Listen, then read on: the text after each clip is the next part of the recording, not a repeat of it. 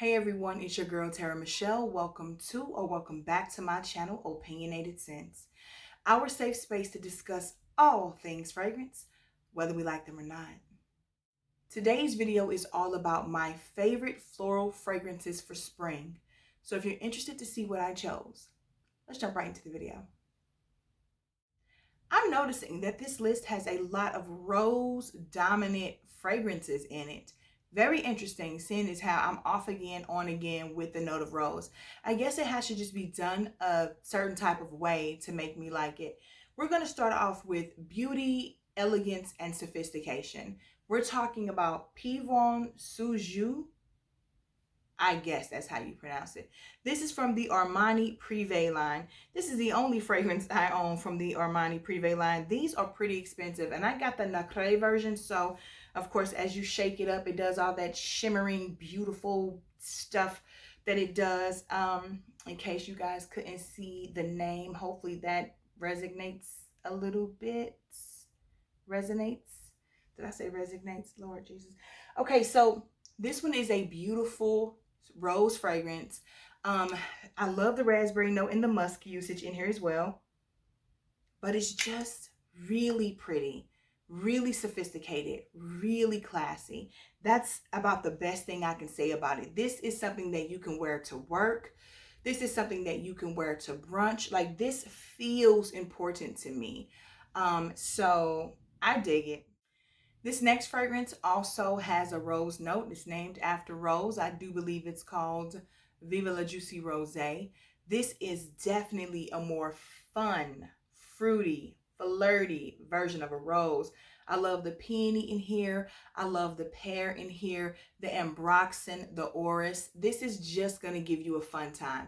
This is one of the best from Vie Belle to me. Again, that is Vie Belle Rose. This is everyday appropriate. When I tell you guys this is a compliment getter, when I wear this to work, people who never tell me I smell good no matter what I'm wearing, compliment me on this. It's really extraordinary because I wouldn't have thought of it as being that great. I gave a bottle of this to my sister once when I called myself wanting to declutter and missed it so much. Every time I was around her and she was wearing it, I was like, that's it, I'm getting it back. And I did, and I love her. Perfect for spring and for summer. But for this video, we're just talking spring. Vie Belle Rose. I have discovered that I really like the way Coach does florals. This fragrance here has a ton of florals in it, but there's also some musk in here that just helps to calm things down a bit. It used to be too heady. It used to give me headaches. I'm glad I held on to it though, because my palate has changed and I just appreciate this more than I ever did. And this is called Coach New York.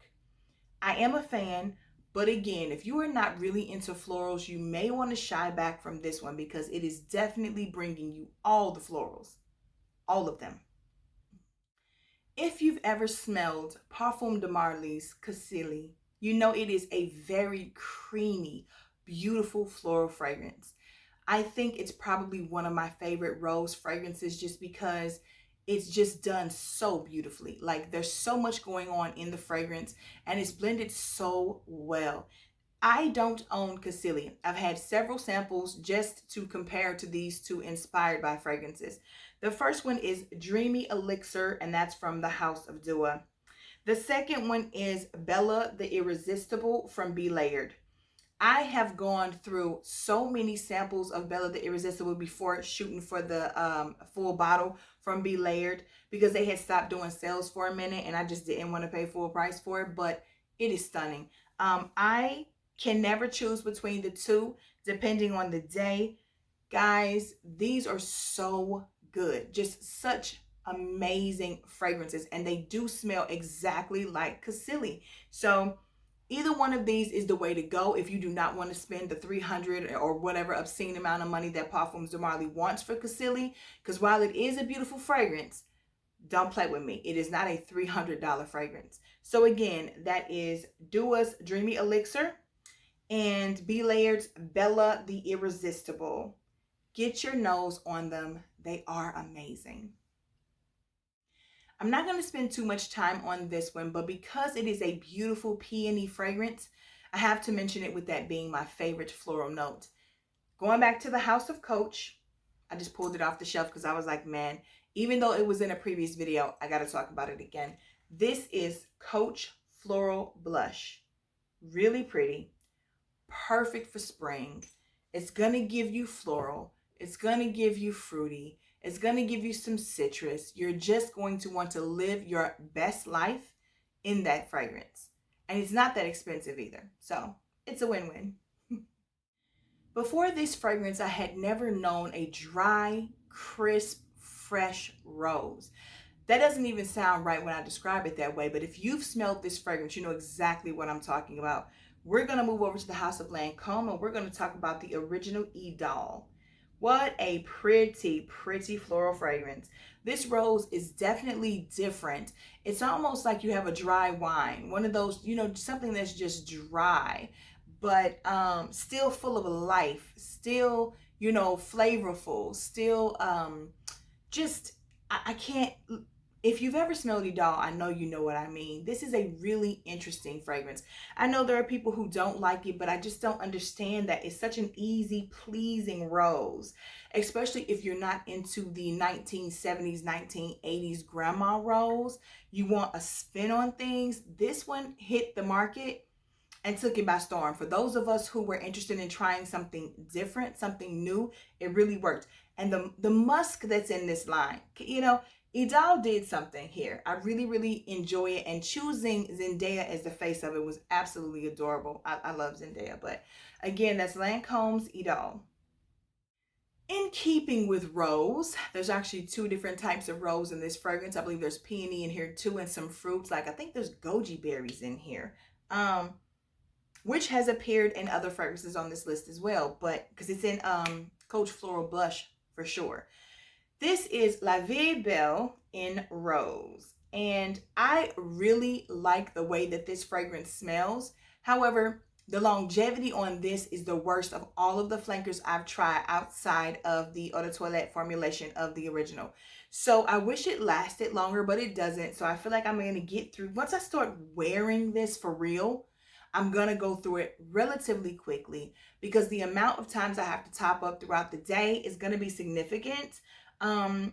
But it's an EDT. I just saw that it is an EDT formulation. So, hey, it's sticking true to that because it does not last as long as the others. It's not heavy and rich in that patchouli in the way that the original is. So again, that is La Vie Belle in Rose. Really pretty rose, really good amount of fruits. You're just going to get a well-balanced fruity floral fragrance. We have another perfumey perfume. This is coming from the House of Chloe. I recently hauled this and I really do enjoy it. It's refreshing and sparkling and so rosy. This is Chloe Low. I will be talking about this a lot. This is one that I am really anticipating getting to wear a lot in the spring and in the summer. I hope to put a nice dent in this year. It was my favorite of all of the Chloe's that I tried. I really do like the Eau de Parfum, more so in the air than on me, but this one just wins all the way around. I don't know what's going on with me and letting these perfumes slide through, but I don't know. I really like this one. And I'm talking about you need to like rose for this one because that's what you're getting, baby. Rose. Again, that is Chloe Low from the House of Chloe. If you like Miss Dior Cherie from like 2012 or something like that, then you're going to love this inspired by version from the House of Dior. This is called Miss Class. Again with the rose. But I'm not really one for, as like, you know, a bunch of Dior fragrances, but the Miss Dior collection has never been my vibe for real. But this one is amazing. The strawberry in here, ooh, it just does it for me. This is the quintessential perfect fruity floral, according to me. And man, I don't know what the original smelled like because I was not on that vibe. Like I told you, I'm not really a Miss Dior person, but I am definitely a Miss Class person from the House of Dior. I'll tell you, if this is what Miss Cherie smelled like, then I understand why everyone was so upset when it was discontinued. There is a popcorn note accord in here, I think, or a popcorn accord. I don't pick that up. I'm so grateful because I don't want to smell like popcorn. But Miss Class is a masterpiece when it comes to the fruity floral formula. I really enjoy this fragrance. This is another inspired by fragrance, and the notes that are in it just cracked me up, y'all, because this is its own vibe. It does its own thing. I'll put the notes up here. This is about the note of rose as well, and it is a very beautiful, refreshing, watery, woody type of vibe. It's interesting. This is from Julianna's Perfumes, and this is Aphrodite's Rose. This is inspired by Atomic Rose from Initio, I believe is the name of the company. Baby. Whether you get this one, whether you get the original, there are no words. This is an amazing fragrance. This is an amazing fragrance. If you've watched top 10 lists from me, if you've watched my favorite tuberose fragrances, if you've watched a ton of other videos from me, then you know how I feel about this fragrance. This is Giorgio Armani's My Way. Honey, the best tuberose fragrance I've ever smelled in my life. It is the perfect amount of candied bubblegumminess. And that's exactly how I like my tuberose. I really like So Scandal from Jean Paul Gaultier as well. And Velvet Vanilla from Mancera used to be just the bee's knees to me. Since having COVID, I can't do Velvet Vanilla anymore, and I will be selling it once I'm able to wrap my head around the fact that I'm saying that. But when it comes to tuberose, done to perfection, we're going to go with My Way by Giorgio Armani. I just live for this fragrance. From the house of Givenchy, we're going to be talking about Elantra D. This line probably carries the best orange blossom tuberose combo I've ever smelled. The tuberose usage in this line, the orange blossom usage in this line, more so the orange blossom in this fragrance. I love it. I love it. I've been spending a lot of time with the Rouge version and the Intense version, a lot. But I said that this year, come spring and summer, I was going to be out here with the Eau de Parfum, and I was going to be out here with the Melissa Me to get some use out of them. Beautiful fragrances, guys. Beautiful. If you love orange blossom, I just don't see you going wrong with this. It is the dominant floral in the fragrances to me. The tuberose is there, but it's not the tuberose that tends to make people run away. If you really like orange blossom, I suggest getting your hands on the Eau de Parfum or the Melissa Me. I do not like the Eau de Toilette. It's too floral, but this is gorgeous. These last two fragrances come from the same house, and I love them both. I think one is more clean, crisp, and green. This is Oscar de la Renta's Bella Blanca. And the other one is a little sweeter, more pink, hence the color. This is Oscar de la Renta Bella Rosa. I love both of these. These are second bottles on both of these, and I am going to wear these this spring and summer, y'all. I promised myself that I was going to get back into them because I enjoyed them way too much the first time that I owned them. So you're going to get rose in these, Lily of the Valley, tuberose, jasmine, like those are the types of things that are in this line. There's also another one called Essence that has this beautiful use of grapefruit. But I'm telling you, I couldn't choose between the two. Depending on my mood, I might reach for Blanca. I might reach for Rosa. I think I'm more partial to Blanca if someone made me choose, but I don't have to. I own them both. That is it for my favorite spring floral fragrances.